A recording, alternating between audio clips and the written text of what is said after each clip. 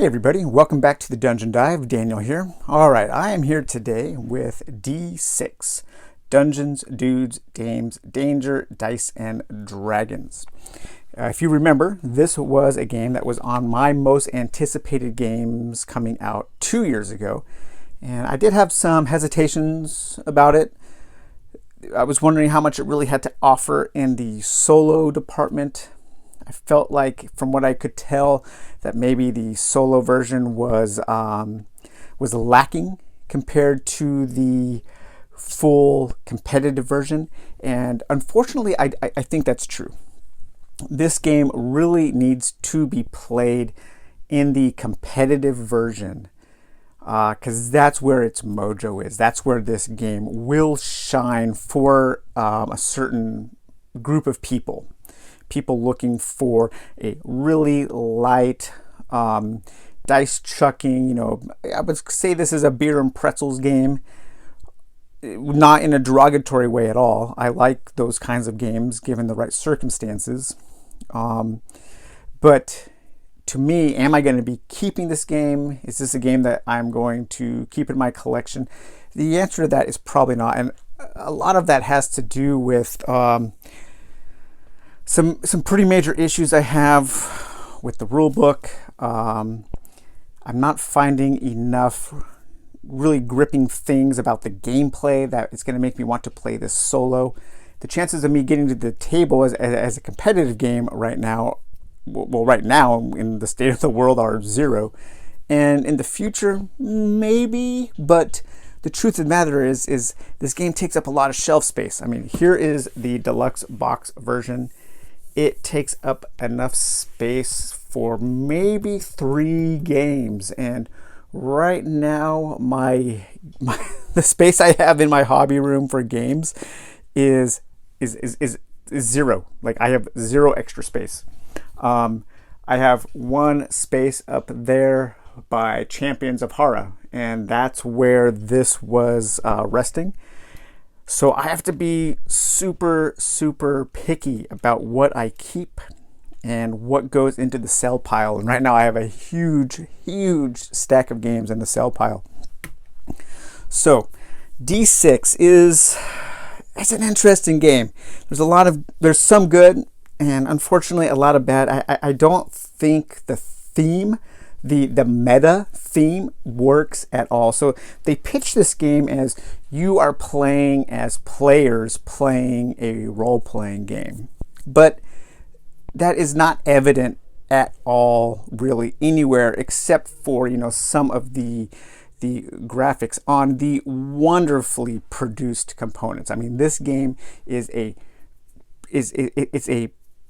one of the most well-produced games in terms of components and art and just table presence that I have ever seen. I mean, just look at this board. This game board is actually 2-sided, and I love this side here that has all these hand-drawn maps and like post-it notes and just handwritten notes on it. It looks like a Dungeon Master's map that somebody might have made to run a game. It has all of these just beautiful card holders that look like, cartoon looking, cell shaded. It has these signs that you put up that remind you of different tasks that you can take in certain spots.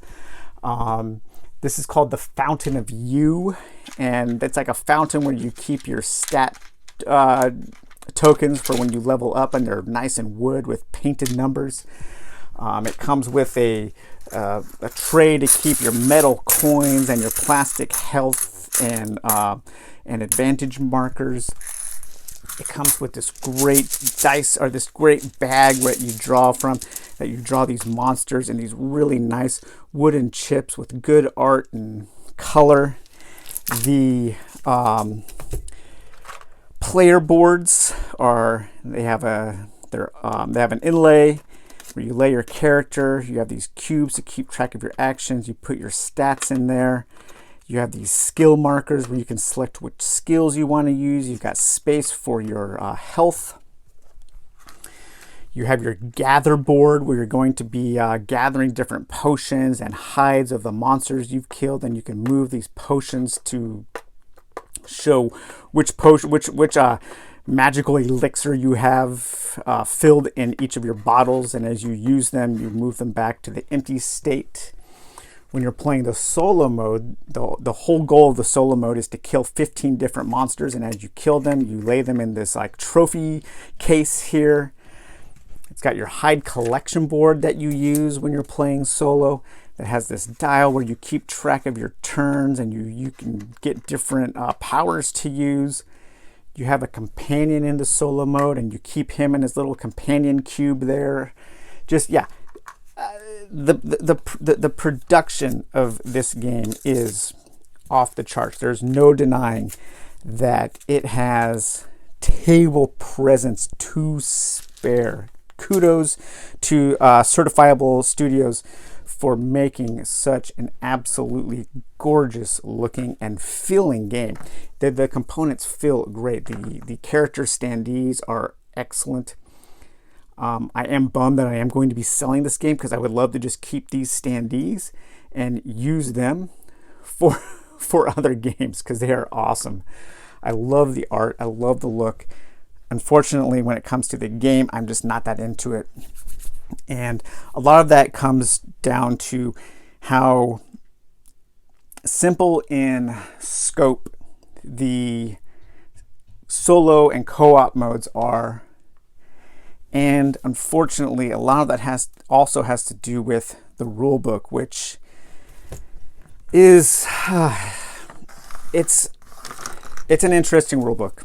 So it's a huge book, and only about 40 pages are the rules. Okay, it's called the Player's Manual. Of course, it looks like the D&D Player's Manual and Player's Handbook, and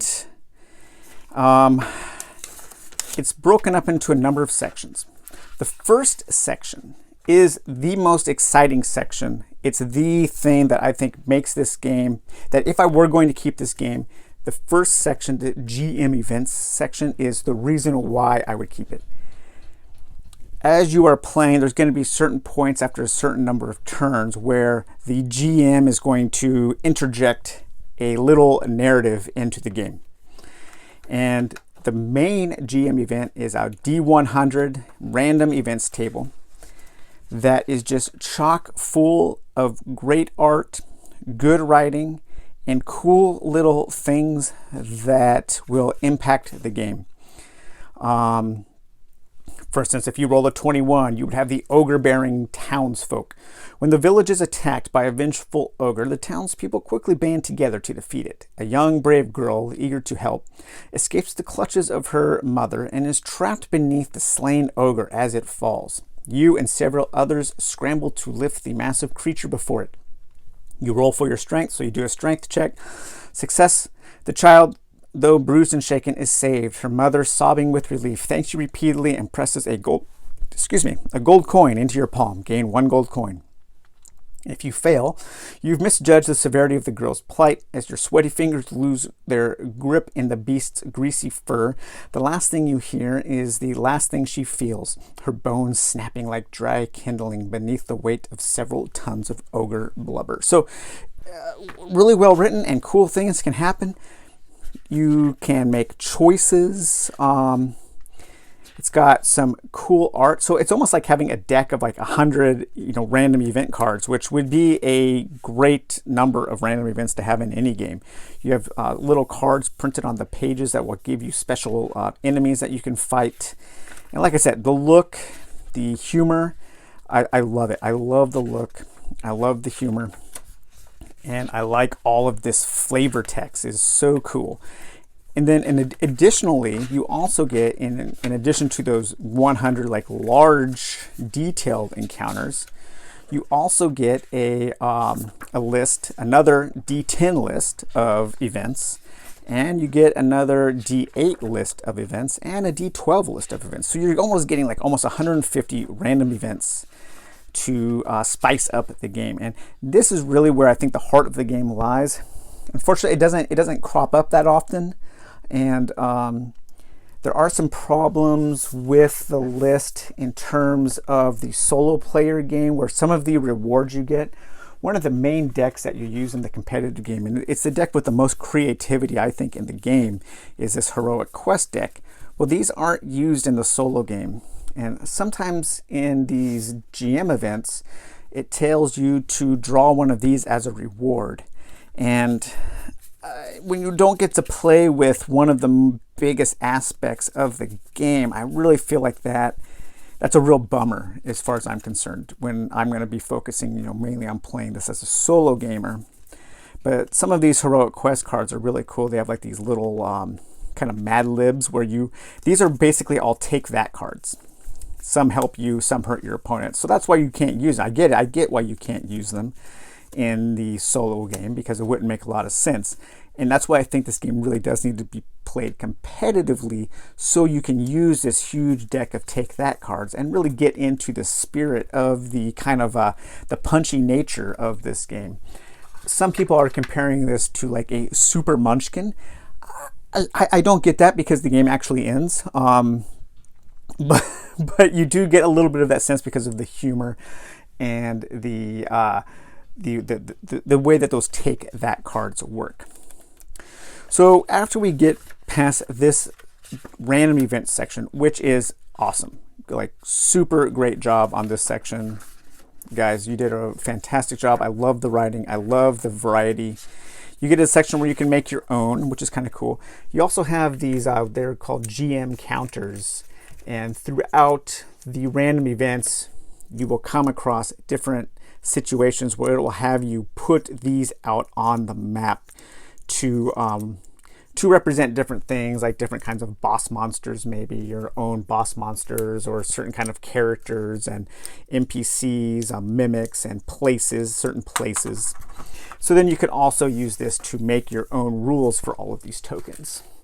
So that was one area where, when I started to read the rulebook, where I started to run into some hesitation started cropping up, when it was really telling you a lot of times to like make your own, do your own thing. These are suggestions. Even on the cover of the book, read this book at some point. Multiple times throughout this book, they kind of like downplay the importance of the rules, and they try to say, hey, maybe you can pawn this book off on one of your friends so they can do the boring stuff and read the book. But as a game, you guys know I've often said before, the rule book needs to get you into the game. So there's kind of this dichotomy between this book that's full of all this great writing and art and all this great flavor text, trying to get you into the world, but at the same time, they're often with phrases like this and phrases like, we know rule books are boring, get your friend to read it. It's like they want you to come into the game, but they also know that maybe their rules aren't so great. And so they're always suggesting like ways to like not read the rule book, or ways to make up your own rules. And it's not an RPG. It even has this like total old school looking D&D character sheet that you can use, but the game is not anywhere close to an RPG in a box. I don't like that phrase at all, but it's really not that kind of game whatsoever. We get to this section here, the character descriptions, and this is a point where I was like really starting to wonder about this game. So you have all these different characters. There are about 40 of them, and they all come with their own little standee. Let's see if I can get this box out. So like here's like the expansion box, doesn't even fit on the frame. And then here is the main box. Beautiful art, beautiful looking box. But let's see if I can get these out. So the inserts are all super well, again, production wise, a freaking plus. Everything fits. You don't even have to take apart the cardboard signs or the card trays. They fit in the box as is, so you're not going to be wearing out your cardboard. But as I said, there are a ton of character standees. This is just a small little fraction of them. They all have great character to them, really cool looking art and design. I mean, this company's artists are amazing. I know some people aren't going to like the kind of like chibi style, but I think the coloring is fantastic. I think the style is great. Again, I almost want to keep this game just to keep these to use in other games. And then you have this huge stack of all the character cards with their art on them. Again, wonderfully made. On the back of each character card, you have their chibi form or their chib form. And this is kind of like a cute little animal critter that you chib out, they call it. When you want to be a coward and you want to like disengage from an enemy and you want to run away, you chib out and you turn into your little chib form. And then you have, you're less powerful, but you can escape from monsters. So that's kind of cool. It's cute. It's cheeky. I like it. But what's weird is that you have this huge part in this book that is like 20 or so pages filled with text and background on these characters. But you don't have the names of the characters anywhere on their character card. Not on the front and not on the back. So if you wanted to play this character and you wanted to know about her background, her name, you have to like start looking through the book trying to find the art for that character. Ah, there she is. Kotencha Clash. She's a slayer. Her chib is a furbo. And then you have this nice little written text. Eons ago, two ancients rose above the rest. Nature and time, though not enemies, their very beings have always been at odds. Just ask an orchard owner whose aging trees have stopped bearing fruit. But as sometimes the case, opposites attract, and their union gave them new titles, Mother Nature and Father Time, along with a child whose very nature embraced duality. She literally has conflict in her genes. She is light and darkness. She is stillness and motion. She is kindness and cruelty. She is not someone to be trifled with. That's really cool flavor text, like really good. But why do I need to work to find it? The designer's answer was they wanted these to just be optional. Like a lot of the stuff in this game, you have the option to use these or not. But why would you spend nearly 20, 30 pages of a super well produced rule book with these nice glossy pages and all this art and all of these hundreds of words of text? Again, there's like this weird dichotomy. And then on top of that, the character backgrounds I don't really feel get reflected in the gameplay at all. They're trying to skin this as an RPG style game, but that doesn't translate to the gameplay really. So then after you get to that, so I loved reading these, I loved going through this, but then when I played the game, there was like this this friction between the two because I wasn't feeling the theme like I thought I would. And then you get into some really well written short stories about the world and the characters. So as you can see, production values off the charts, just fantastic. But then you get to the rules. So this is one of the best looking and produced rule books I have ever seen in a board game. It obviously was not cheap. It's hardback, it's well bound, the pages are nice, the art is nice, the writing is good. I paid money for this, and it shows. This is not a cheaply made product. But one of the first things you see is how to use these rules. And I'm going to read this paragraph to you. Our final recommendation: if possible, use the rules posted on our website. Yeah, just think about that for a while. You make a game company makes this awesome book, hardback. It costs money. They spent money to make it. We spent money to buy it. And right in the first page of the rules, they tell you to use the rules on the website because this is a living document. While the rules in this book should get you to where you need to go, it's best to think of the D6 rule set as a living document. since the most up-to-date version will live on our website along with any other resources for the game. It just makes sense to refer to those. So what is the point of this book?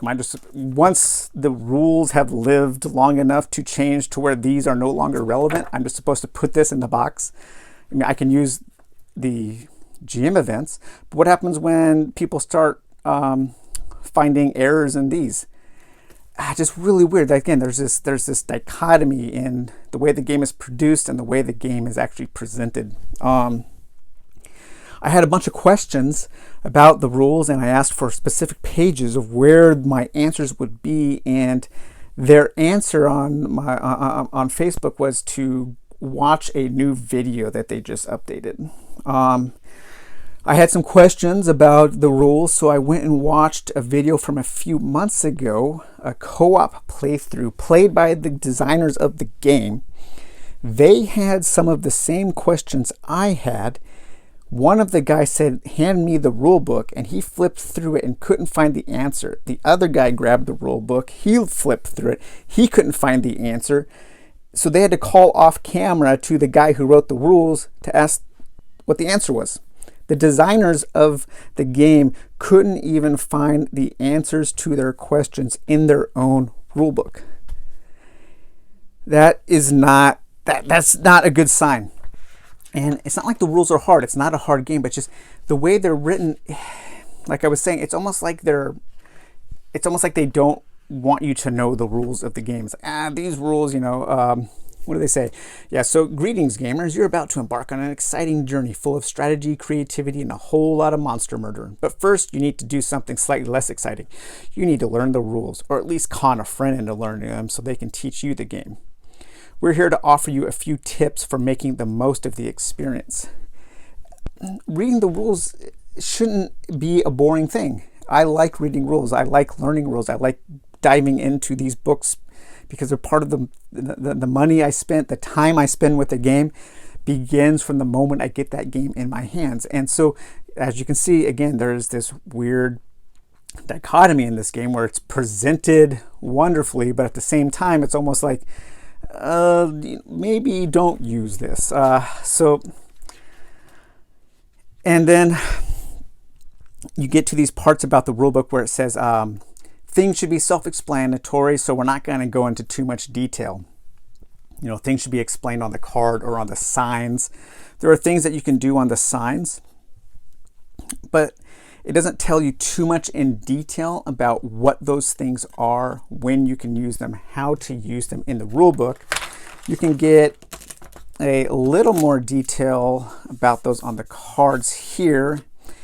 So the rule book doesn't contain all of the answers. The answers are scattered throughout different elements of the game, some on the board, some on the signs, some on the player cards. A lot of times it'll just say, hey, the stuff on the cards is self-explanatory. You should be able to figure it out. And there's a lot of things that are so ambiguous that I couldn't figure them out as I was playing two games, both of which I lost. The solo game is pretty difficult because it has a really strict timer that you keep having to work to get more time to do your hunting. And so it is a little exciting. But I did also, for such a simple game, I did spend a lot of time trying to find the answers in this book. And it's so just really unorganized. So right after the setup, you get to the, how to set up the game, how to set up your character, how to create your character's stats. The next thing you get is how to stealth past monsters. Why is that right after how to set up the game? I mean, is this like right here should be how to play the game after setup, not stealthing past a monster. And then you get a little section about the enemies and then combat. And this combat section is really bad because it takes 5 pages to not explain hardly anything when this little combat chart at the back of the book is way better written with better rules. Why is stealth and stealthing right after the setup? That is the most bizarrely placed thing I've ever seen in a rule book, I think. Setup. how to create your character, and then how to stealth past monsters. How about how the hell do I play the game after I've set it up? You know, it tells you, so here you have these things called advantage cards that you can use to beef up your character in combat, and nowhere so far has it told when or how you can play them.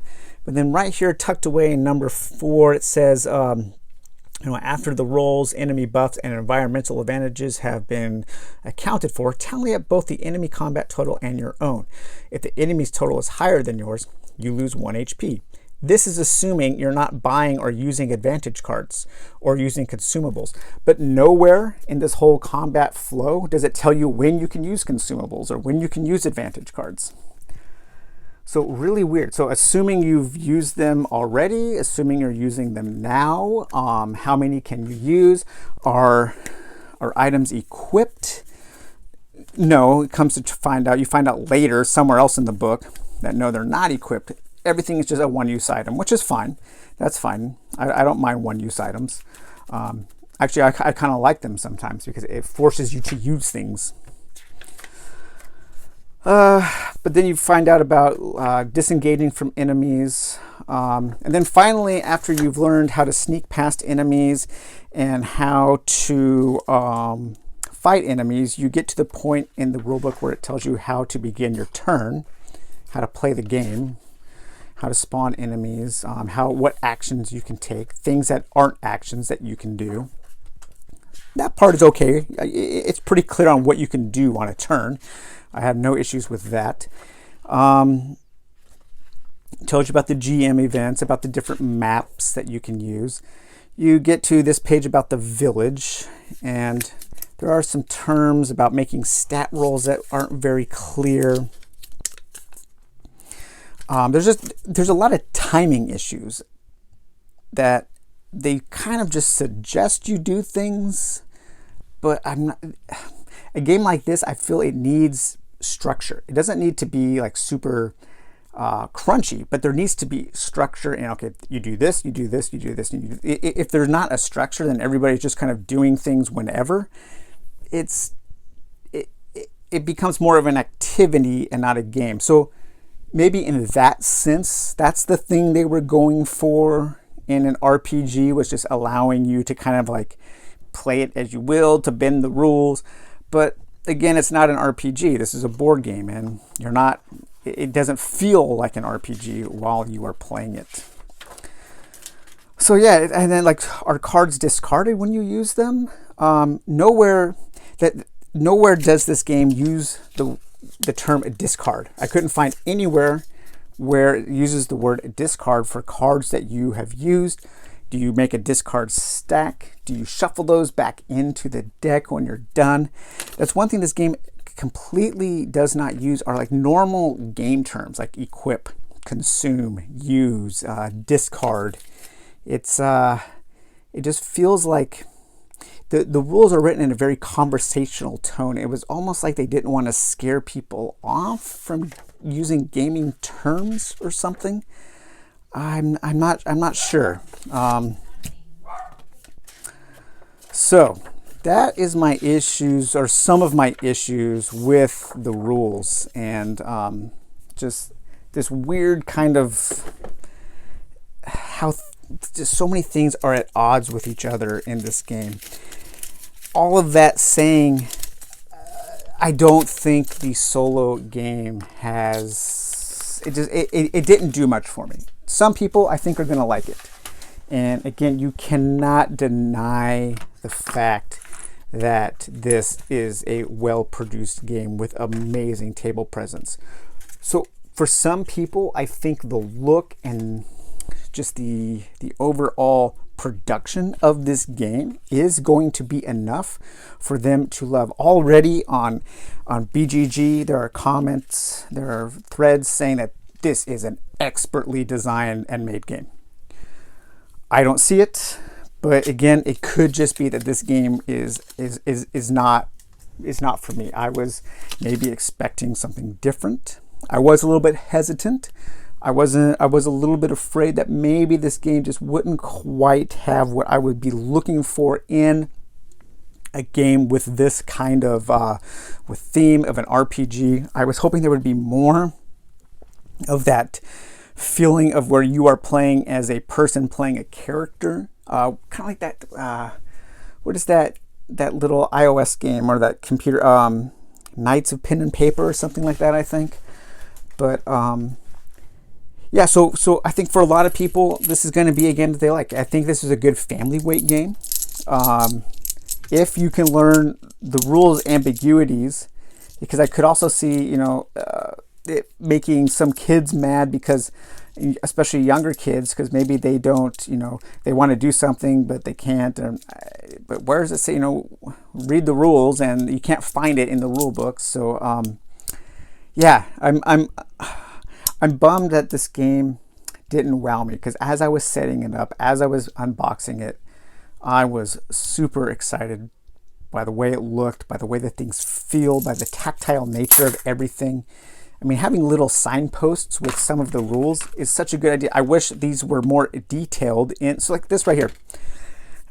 Dog mud. Reroll a die. So 2 coins. So I guess you can do that pretty much at any time in the game. But what is dog mud?